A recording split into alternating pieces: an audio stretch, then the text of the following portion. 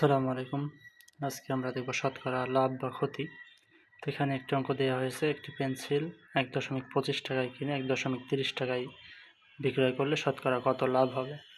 তো এখানে আমরা দেখতে পাচ্ছি বিক্রয় মূল্য ১.৩০ টাকা এবং পেন্সিলের ক্রয় মূল্য হলো ১.২৫ টাকা। যদি ক্রয় মূল্য বিক্রয় মূল্যের চেয়ে কম হয় তাহলে আমরা জানি এখানে কি হবে, বিক্রয় মূল্য যদি ক্রয় মূল্যের চেয়ে বেশি হয় তাহলে লাভ হবে। তাহলে এখানে আমাদের শতকরা লাভ বের করতে হবে। তাহলে আমরা ম্যানুয়ালি করতে পারি এটা, যে লাভ হবে ১.৩০ বিক্রয় মূল্য বিয়োগ ক্রয় মূল্য ১.২৫, অতএব 0.05 আমাদের লাভ।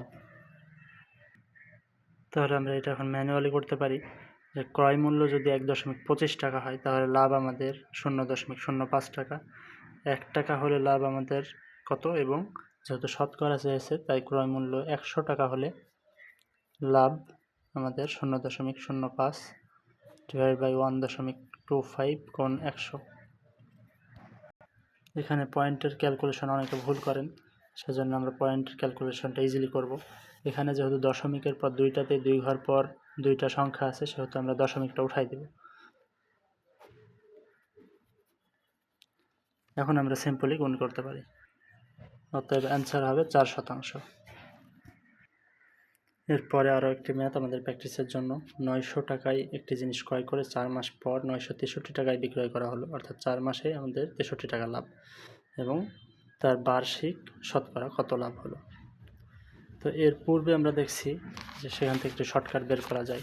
যেহেতু ওপরে আমাদের আসে লাভ বা ক্ষতি, শতকরা লাভ বা ক্ষতি যদি আমরা নির্ণয় করতে চাই তাহলে শতকরা লাভ বা ক্ষতি হবে, অর্থাৎ লাভ আমাদের বের করে নিতে হবে। যদি বিক্রয় মূল্যটা বেশি হয় তাহলে বিক্রয় মূল্য থেকে ক্রয় মূল্য বাদ দিয়ে লাভ বের করে নিতে পারবো। আর যদি ক্ষতি হয়, অর্থাৎ ক্ষতি যখন ক্রয় মূল্যটা বেশি হবে বিক্রয় মূল্যটা কম হবে, তখন আমরা ক্রয় মূল্য থেকে বিক্রয় মূল্য বাদ দিয়ে ক্ষতি বের করে নিতে পারবো, এবং ডিভাইডেড বাই ক্রয় মূল্যের উপরেই আমাদের কী হবে, লাভ বা ক্ষতি হবে। সেজন্য নিচে থাকবে ক্রয় মূল্য এবং সাথে শতকরা বের করার জন্য ১০০%।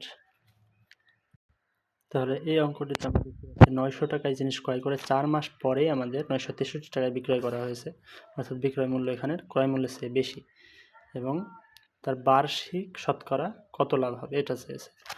৪ মাসে আমাদের লাভ হয়েছে তাহলে কত, এখানে ৯৬৩ বিয়োগ ৯০০ সমান ৬৩ টাকা লাভ। তাহলে আমরা এই সূত্রতে বসিয়ে দিলে ৬৩ ভাগ ক্রয় মূল্য আমাদের ছিল ৯০০ গুণ ১০০, তাহলে এটা আসে আমাদের ৭ টাকা, 7%, অর্থাৎ 7% লাভ হইল আমাদের ৪ মাসে।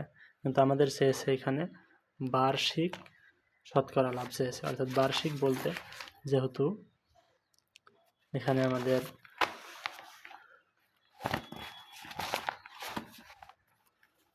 লাভ হয়েছে ৪ মাসে লাভ হয়েছে ৭ টাকা, তাহলে ৪ মাসে লাভ ৭ টাকা, অতএব ১ মাসে লাভ 7/4, এবং ১২ মাসে যেহেতু বার্ষিক চেয়েছে সেহেতু ১২ মাসে 7/4 গুণ ১২ এত টাকা, তাহলে ৩ 4 12 ৩ 7 21, অর্থাৎ 21%, অর্থাৎ 7% লাভ হয়েছিল, তাহলে 21% আমার বছরে লাভ হবে।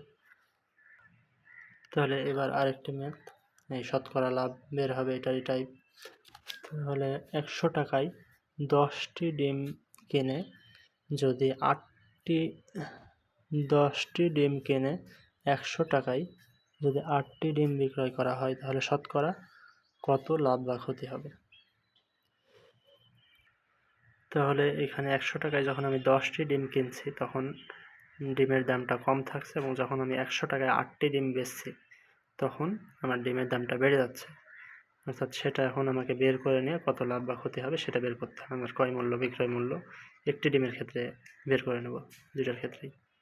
তাহলে আমরা বের করে নিয়েছি 10টি ডিমের দাম ১০০ টাকা, তাহলে একটি ডিমের দাম 10 টাকা, এবং 8টি ডিমের দাম ১০০ টাকা হলে একটি ডিমের দাম পাচ্ছি আমরা 12.5 টাকা।